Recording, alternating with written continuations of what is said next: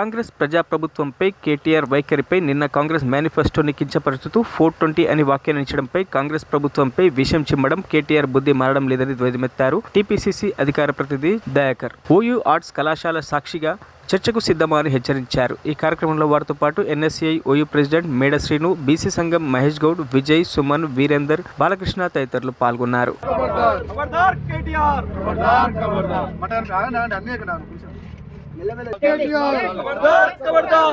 25 రోజుల ప్రజాపాలన మీద 420 అనే బుక్లెట్ విడుదల చేయడం చాలా సిగ్గుపడతా ఉన్నాం.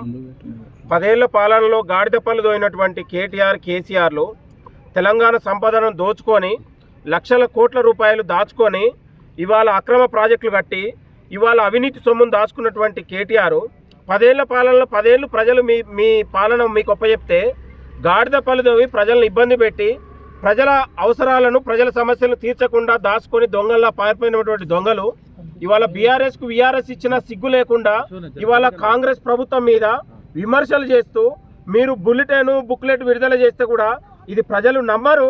ఇది ప్రజలు కొట్లాడి సాధించుకున్నటువంటి ప్రజాపాలన, ప్రజలకు అనుగుణంగా పనిచేస్తుంది. ప్రజల రక్తంతో కట్టినటువంటి ప్రతి పన్నును ప్రజల కోసం వెచ్చించడానికి ఒక చిత్తశుద్ధితో మరిన్ని అప్డేట్స్ కోసం మా ఛానల్ని సబ్స్క్రైబ్ చేయండి.